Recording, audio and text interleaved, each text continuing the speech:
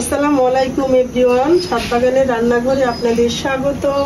আশা করি আমার সকল দর্শক ভাই বোনেরা পরিবার পরিজন নিয়ে ভালো আছেন। আমিও আল্লাহর অশেষ রহমতে ভালো আছি। এই তো ঈদ তো প্রায় চলে এসেছে, তো ভাবলাম যে একটু নকশি পিঠা ভাজি। নকশি পিঠাগুলো ভেজে শিরা দিব।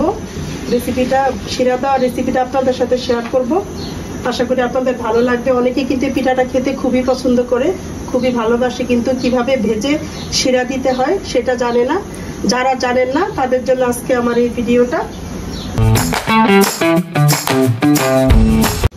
আর এখানে দেখেন কত সুন্দর সুন্দর ডিজাইনের নকশি পিঠা। এগুলো সব আমার ননদ খুব পরিষ্কার পরিচ্ছন্ন ভাবে বানিয়ে পাঠিয়েছে আমাকে। এটা হলো চিরুনি পিঠা, এটাকে চিরুনি পিঠা বলে, অনেকে ঝিনুক পিঠাও বলে এটাকে, ঠিক আছে। আর এটা হলো জিলাপি পিঠা। এই পিঠাগুলো মানে শিরা দেওয়ার পর অনেক সফট নরম হয়ে যায়। আর এটা হলো ঝিকমিক পিঠা বলে। আবার দেখেন এখানে অনেকগুলো পিঠা ভেঙে গিয়েছে, একটু এই যে নরম তো দেখা যায় ভেঙে যায়, একটু চাপ খেলে ভেঙে যায়। এখন এইগুলো ভেজে শিরা দেওয়ার জন্য প্রথমে আমাকে শিরাটা তৈরি করে নিতে হবে। শিরাটা কিভাবে তৈরি করব সেটা আপনাদের সাথে শেয়ার করব। আশা করি আপনাদের খুব উপকারে আসবে আমার আজকের ভিডিওটি। তো দেখেন পরিমাণ মতো পানি নিলাম। শিরাটা আমি এই পাতিলটাতে করব। এখানে আমি পানির মগে 1.5 মগ পরিমাণ পানি নিয়েছি। যেহেতু আমি 20 থেকে 30টা পিঠা ভাজবো, অতএব 1.5 মগ পানি আমার হয়ে যাবে। এখানে আমি পরিমাণ মতো একটু লবণ দিয়ে দিব।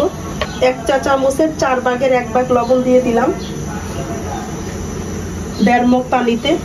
আর এখানে তো প্রথমে আমি 1 কাপ চিনি দিব, এটা আমি দিয়ে দিলাম আরো আধা কাপ, মোট 1.5 কাপ পরিমাণ চিনি দিলাম। আর এই তো এই 1.5 কাপ চিনির সাথে আমি এখন আখের গুড় মিক্স করব। এই যে আপনারা যে কোনো গুড় নিতে পারেন, খেজুরের গুঁড়ো মিক্স করতে পারেন, কিন্তু আমি আখের গুড় যেটা তরল সেই গুড়টা মিক্স করব। এই তো দেখেন ডালের চামচ দিয়ে পুরো 1 চামচ গুড় দিয়ে দিলাম। 500 গ্রাম চিনি মানে হাফ কেজি চিনি আর 250 গ্রাম গুড় মিক্স করে শিরাটা তৈরি করে নেবেন। এটা দেখেন, আর তরল গুড়টা নিলে সুবিধা হয় কি তাড়াতাড়ি এই যে সুন্দর গলে যায়, ঠিক আছে। চেষ্টা করবেন যে তরল গুড়টা দিয়ে যেন শিরাটা তৈরি করে। আর চিনির সাথে একটু গুড় মিক্স করে শিরাটা তৈরি করলে পিঠাটা খেতে খুবই ভালো লাগে। কি সুন্দর দেখেন এখন গলে গিয়েছে। এখন আমি চুলো বসিয়ে দিব। চুলোতে বসিয়ে চুলাটা প্রথমে ফুল আঁচ দিয়ে রাখবো। চুল আছে একটা বলক তুলে নিব, তারপর চুলাটা কমিয়ে আস্তে আস্তে শিরাটা তৈরি করে নেব। এই তো বলক চলে আসছে, তারপর আমি চুলাটা কমাই দিব। যেহেতু আমি পানির পরিমাণটা ঠিক দিয়েছি, শিরাটা হতে বেশিক্ষণ সময় লাগবে না। এখন পিঠার জন্য শিরা তৈরি হয়ে গিয়েছে। মিডিয়াম টু লো হিটে রেখে আমি শিরাটা তৈরি করে নিয়েছি। আর দেখেন কিভাবে একদম ঘন হয়ে পড়তেছে। আর একটু সহজ করে বোঝানোর উপায় বলে দিচ্ছি। এই তো দেখেন এভাবে একটা আঙ্গুলে লাগিয়ে আঠালো আঠালো ভাবটা হইলে বুঝতে হবে শিরাটা তৈরি হয়ে গিয়েছে। এই যে একদম আঠালো আঠালো ভাব হয়ে গিয়েছে, শিরা তৈরি হয়ে গিয়েছে। এখন আমি একদম লো হিটে রেখে পিঠাগুলো ভেজে ভেজে শিরাতে দিয়ে নিব। এই যে শিরাটা আমি লো হিটে বসিয়ে রেখেছি। আর এই তো পাশে তেল গরম করে নিয়েছি, এখন পিঠা ভেজে নিব।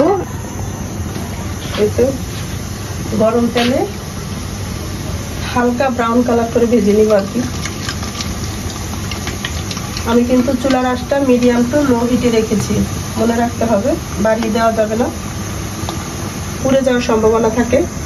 এই জন্য মিডিয়াম টু লো হিটে দিয়ে পিঠাগুলো ভেজে নিতে হবে আস্তে আস্তে করে।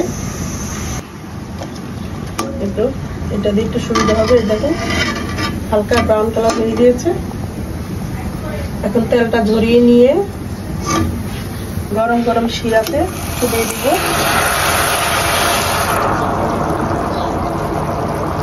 খুব ভালো করে চুবিয়ে ধরতে হবে যে পিঠার প্রতিটা কোনায় কোনায় শিরা ঢুকে যায়।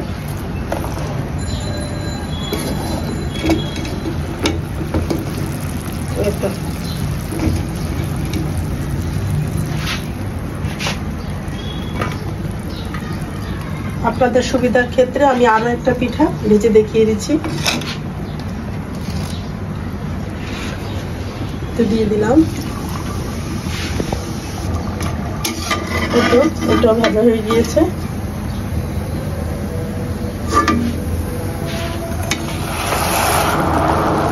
একটু চাপ দিয়ে ধরতে হবে, তাহলে পিঠার ভিতরে ভিতরে সবটা শিরা ঢুকে যাবে আর কি।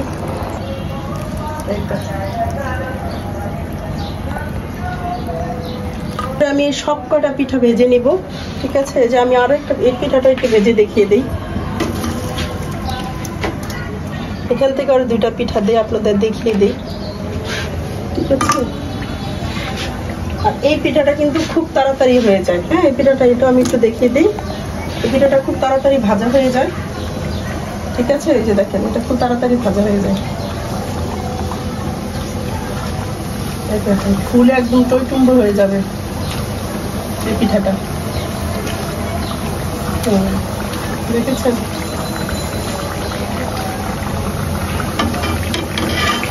উল্টিয়ে দেই।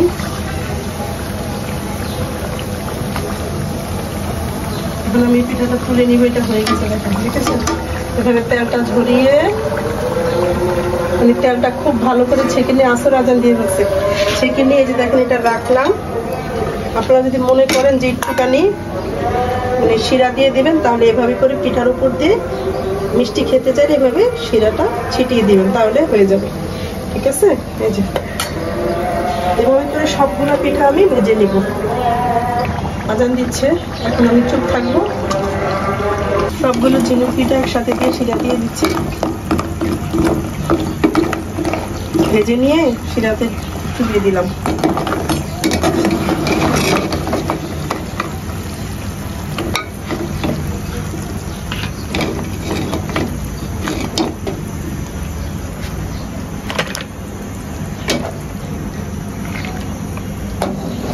দেখেন সবগুলো নকশি পিঠা খুব সুন্দর করে ভেজে নিয়েছি। দেখেন দেখতে কতটা সুন্দর লাগছে। ঝিনুক পিঠা, জিলাপি পিঠা, নকশি পিঠা সব পিঠা ভেজে নিয়েছি। ঝিকমিক পিঠা দেখেন, হ্যাঁ, ঈদে পিঠা খেতে খুব ভালো লাগে। আর ঈদের সময় সবসময় আমাদের বাসায় পিঠাগুলো ভাজা হয়। আপনাদের সুবিধার ক্ষেত্রে আজকে ভেজে কিভাবে শিরা দিবেন সেটা দেখিয়ে দিলাম। আশা করি আপনাদের খুব ভালো লেগেছে আর আপনারা খুব সহজে বুঝে গিয়েছেন কিভাবে নকশি পিঠা ভেজে শিরা করতে হয়। তাহলে আজকের ভিডিওটা আমি এখানে শেষ করে দিব।